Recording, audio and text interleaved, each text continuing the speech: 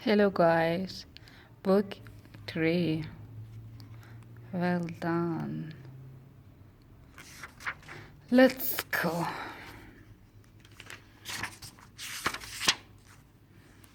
March. Monday, mom's always saying that friends will come and go, but family is forever. Well, if that's true, I could be for a rough ride. I mean, I love my family and all, but I'm just not sure we were meant to live together. Maybe it'll be better later on when we're all in different houses and only see each other on holiday, but right now things are just a little dizzy. I'm surprised. Mom's always pushing the family message. Since she and her sister don't really get along, maybe she thinks if she keeps repeating it to me and my brother, then will come out different. But if I was her, I wouldn't hold my breath. I see mom is just trying to make me feel better about my situation with Rolly anyway. Rolly been his best friend ever since he moved into my neighborhood, but things have really changed between us recently, and isn't all because of a girl. Believe me, the last person in the world I ever saw would get a friend was Rolly. I always thought I'd be the one in the relationship and Rolly would be the guy everyone kind of felt sorry for. I guess I've got to give Rolly some credit for actually finding a girl who likes him, but I don't have to be happy about it. Back in the good old days, it was just me and Rolly, and he hang out and did whatever we wanted. If we felt like blowing, bubbling, or chocolate milk at lunch, then that's exactly what we did. But now that there is a girl in the picture, things are totally different. Whenever Wally is his best friend, Abigail is too, and even if she isn't there, it seems like she is. I invited Rolly to my house for a sleepover last weekend, so the two of us could spend some time together. But after about 2 hours, I give up trying to have any fun. And when the two of them are in the same place, it's even worse. Ever since Rolly and Abigail got together, it is like Rolly doesn't even have his own opinion anymore. I was hoping his would have all blown over by now and things would be back to normal, but there is no sign of this ending anytime soon. If you ask me, it's already gone too far. I've started noticing little change in Rolly, like the way he combs his hair and the clothes he wears. And I granted you, Abigail is behind all of it. But I'm the one who has been best friend with Rolly all these years. So if anyone has the right to change him, it's me. I just don't get how you can go from being someone's best friend to getting kicked to the grab. But that's exactly what happened. During the winter, me and Rolly threw some snowball in a freezer so we could have a snowball fight when the weather got warm. Well, yesterday was the first nice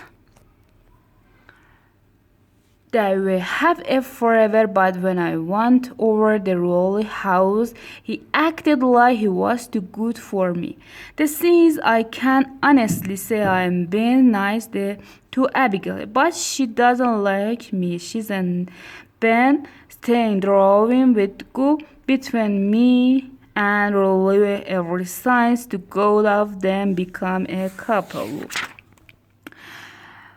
But Whenever I try to bring to topic up the role, I get the same thing every time. I wish I could give Rolly piece of my mind, but I can't because I'm depending on him to get me through the school years. I have Mr. Buckley for English, and he makes us turn in all our assignment in cursive. But it really hurt my hand when I write in cursive for the line. So I've been paying Rolly and peanut butter cracker for every page that he transcribed for me. But if I have to start writing my own assignment, the handwriting on my homework won't be same as before, and Mr. Buckley will know. So I'm stuck with Rolly at least until I can find someone who can write exactly like him and who also like peanut butter cracker. But the biggest problem with the Abigail situation isn't the English homework. It is a walk to school. Me and Rolly used to head in together every morning, but now Rolly goes over the obligate neighborhood and walks to school with hers.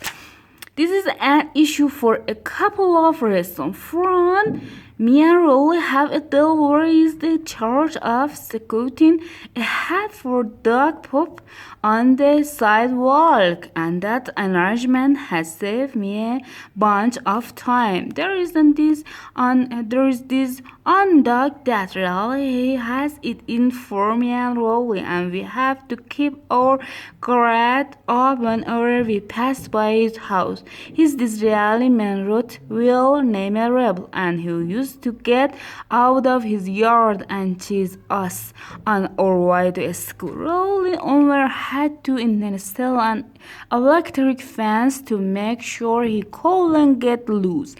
No rebel can chase us because if he takes one step out of his yard, he'll get stuck for his color.